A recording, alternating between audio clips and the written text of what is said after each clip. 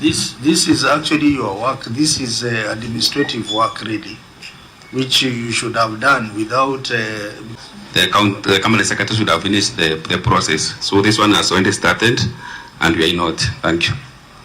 Yeah, these are small things that you should be doing without raising audit queries, because it's a very simple administrative issue. I thought it was a very complicated issue, but this one is very straightforward. So we will give you maybe another 90 days to ensure this is done. Yes. But 90 days will be, remember we are working the timelines of 31st of March, which means by 31st of March we should have tabled a report, debated, and ratified by the House. Huh? Mid-March. Yes. Mid-March, so make sure you adhere to the deadline. Otherwise, in our report, we will say not done because of the short time we are having. So, honorable members, any other issue on water? I think we have covered most of the issues. Yes, Governor. Chair, there's a matter that is of great concern, not just to Embu County, but to counties across the country, and we'd want that this committee takes it up. Yes. Number one is the 0.03 deduction and remit public procurement capacity building levy that is supposed to go to PPRA. And then there's also some money we are supposed to pay to WASREP. Now, it has been increased to amounts that we feel are punitive and are not justifiable. And on top of that, Chair,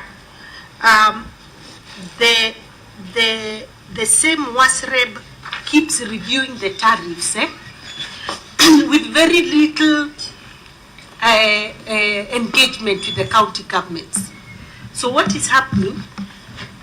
Sorry, Chair.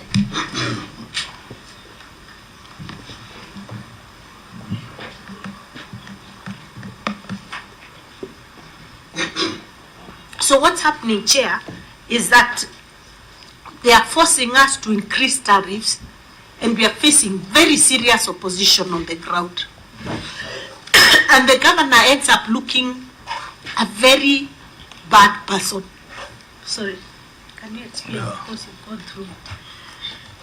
So, Chair, what Your Excellency is explaining is that when the tariff comes, the process, which is a function of the WASREP, from the public perception, they say that it is the county government that is increasing the tariff. And of course, as part from operational challenges, one of the areas where the WSPs use a lot of money, because they have to pay like 4% levies of all the bills, not even the collected, of all the billed amount to WASREP. And also now currently we have to pay for abstraction of water to Warma, 250. Sorry, 2 shillings and 50 cents per cubic meters of water abstracted from the rivers. And you know, previously it used to be 50 cents, so it was like 5-fold increment. So, and the governor also, she's explaining about now the new levy, which is 0.03% for the PPRA, whereby you have to collect and remit it to PPRA, which means now, of course, that one we are collecting agency, but it has to be levied on the suppliers. So I think those two main levies, they're contributing to make operational, giving the burden of operation expenses to the companies, and that is why sometimes the tariff, you cannot have them lower. And then now the county government or the governor gets to be on the receiving end. Thank you, Chair. Sorry about that. But this is an issue that is a big concern to the Council of Governors, maybe because we complain amongst ourselves and probably no one has brought it here. there may be a need to have an engagement between this committee, WASREP, even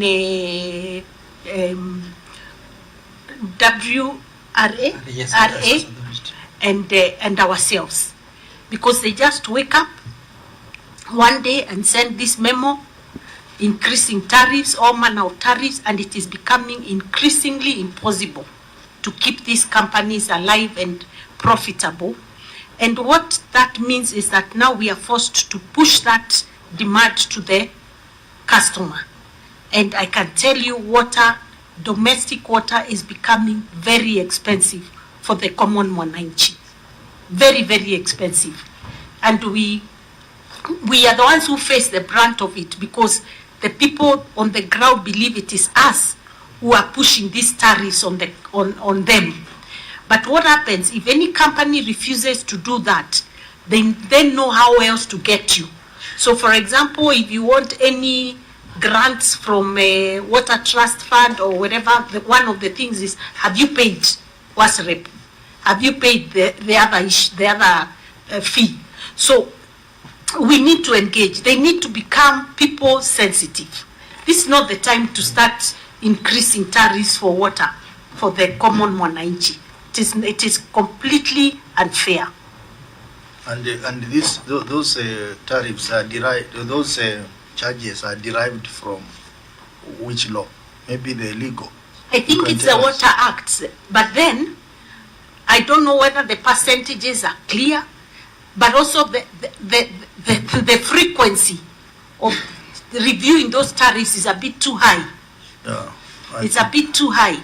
I think there were some regulations which Senate had an issue with, some water regulations. Maybe I think you need to relook at that. Legal, you can tell us more about. It's a very big issue, Chair. Very, very big issue. And this committee might just as well help us. Yeah. Because they don't listen. Let's listen to the legal. Chair, you need more time. Chair, is legal checks. That's a very important point here the governor has raised. You know, even this WASREP is a national government entity. Yes. It should be financed from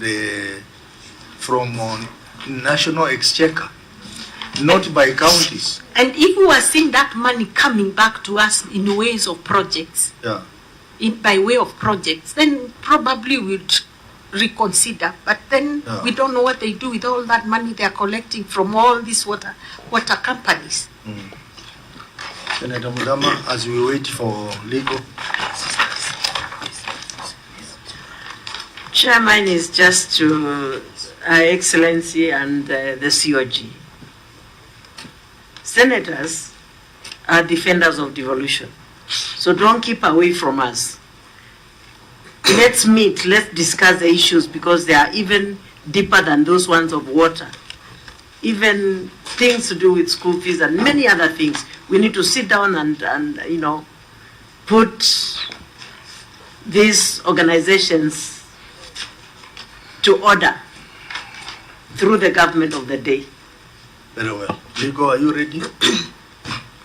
You are not ready. I know you are usually very thorough. Chair, maybe while the legal team is looking into that particular matter, we have an outstanding issue that keeps appearing in all our audit reports. That is under EWASCO, Embu Water.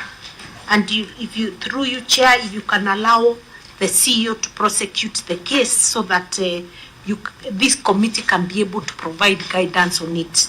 CEO. Thank you, Chair. Yeah, this matter is about, it is on page 13 out of 16 of EWASCO report.